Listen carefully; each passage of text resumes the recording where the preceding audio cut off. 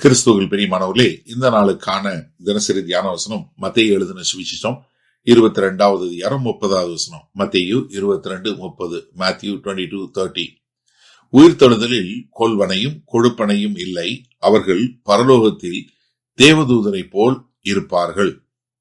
இப்ப கர்த்தராகிய இயேசு கிறிஸ்து ரொம்ப அழகாக ஒரு உயிர்த்தெழுந்த வாழ்க்கையினுடைய தன்மை எப்படி இருக்கும் என்பதை மிக தெளிவாக நமக்கு காட்டி கொடுக்கக்கூடிய ஒரு காரியம். அப்ப உயிர்த்தெழுதலில் இப்ப கர்த்தர் ரொம்ப தெளிவாக சதுசேயர்களுக்கு முன்பாக உயிர்த்தெழுதல் உண்டு என்று சொல்லக்கூடிய காரியத்தை சொல்றாரு. ஒருவேளை உயிர்த்தெழும் போது அப்படின்னு சொல்லல, உயிர்த்தெழுந்தா அப்படின்னு சொல்லல. நீங்க இப்படி கற்பனை பண்ணிக்கோங்க, உயிர்த்தெழுதல் இல்ல, உயிர்த்தெழுதலில் இது என்ன, இது ஒரு கர்த்தத்துவமோ ஒரு கோட்பாடோ இல்ல, இதுதான் உண்மை. ஏன்னா யோவான் 11:25 ஆண்டவர் சொன்னாரு, நானே உயிர்த்தெழுதலும் ஜீவனுமாய் இருக்கிறேன். ஏன்னா அவர் தான் ஜீவனோடு வந்தவர். அதனால அவர் சொல்றாரு, என்ன, நான் தான் உயிர்த்தெழுதல், நான் தான் ஜீவன்.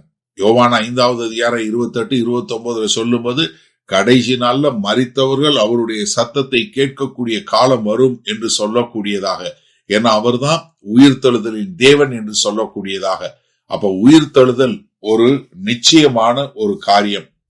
அடுத்து என்ன சொல்றாரு, கொல்வனை, அதாவது திருமணம் என்று சொல்லக்கூடியதாக. அவங்க இந்த பூமிக்கு அடுத்த திருமணம் தொடராது என்று சொல்லக்கூடியதாக. திருமணம் என்ன, இங்க பூமிக்கு அடுத்தது, அது தற்காலிகமானது, அது உடன்படிக்கைக்குரியது, இந்த காலத்திற்கு உரியது. இது கர்த்தத்திலிருந்து வந்த ஈவு. அதுவானா இது நித்திய காலத்திற்கு இல்ல. ஏன்னா உயிர்த்தெழுதல்ல புதிதாக திருமணம் பண்ண போறது கிடையாது.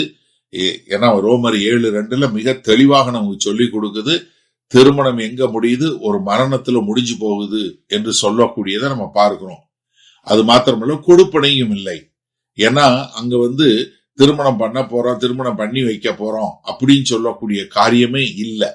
அப்ப இங்க என்ன சொல்றாரு, அதாவது இங்க இந்த என்டையர் சிஸ்டம் ஆஃப் மேரேஜ் இருக்கு இல்லையா, இந்த முழு திருமண காரியங்களை குறிச்சது, கொடுக்கிறது, பெற்றுக்கொள்வது, இது எல்லாமே என்ன, உயிர்த்தெழுதல்ல கிடையாது.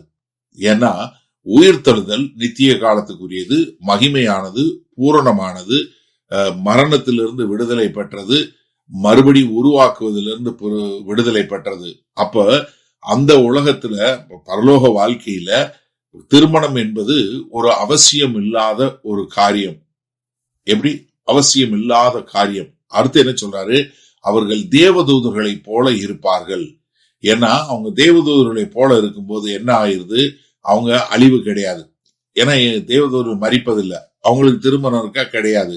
அவங்க பரலோகத்தில் இருக்காங்களா, எப்போதும் கர்த்தரோட இருக்காங்க. அவங்க எப்படி இருக்கிறாங்க, ஒரு மகிமையாக இருக்கிறாங்க.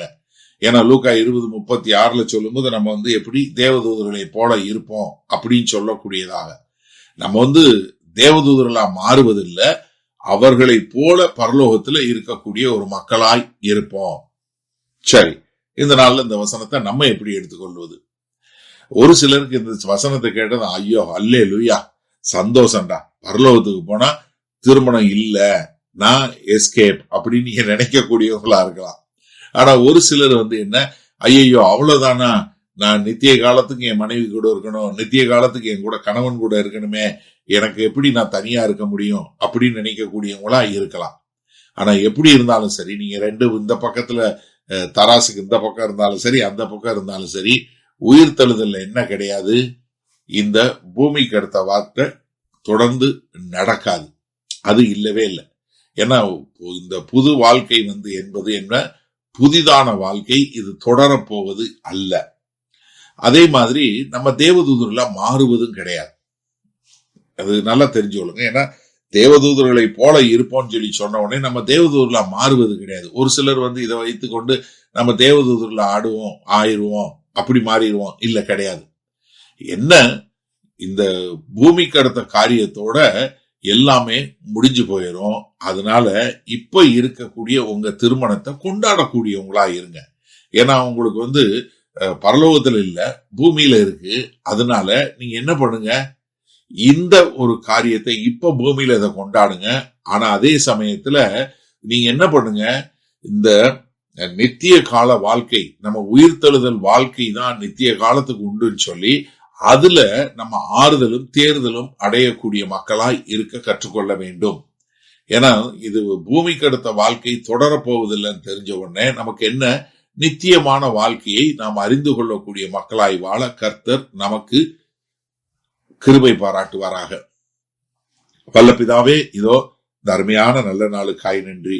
இந்த செய்தியை கேட்டுக்கொண்டிருக்கிற எனக்கு அருமையான சகோதர சகோதரிகள், அவங்க இந்த திருமண காரியம் இந்த பூமியில எவ்வளவு கஷ்டமா இருந்தாலும் சரி, எவ்வளவு பாடா இருந்தாலும் சரி, ஆண்டவரே இது இந்த பூமியோட நிறைந்து போகிறது என்பதை புரிந்து கொண்டு நித்திய வாழ்க்கை ஒரு மகிமையான வாழ்க்கை இருக்கிறது என்ற அதுல ஆண்டவரே அவர்கள் தங்களுடைய ஆறுதலையும் தேர்தலையும் பெற்று உமக்கென்று வாழ அர்ப்பணிக்கிறோம். இயேசு கிறிஸ்துவின் மூலம் பிதாவே, ஆமேன். கர்த்தர் உங்களை ஆசீர்வதிப்பாராக. நாம் இன்னும் மாலை மன்னால சந்திப்போம்.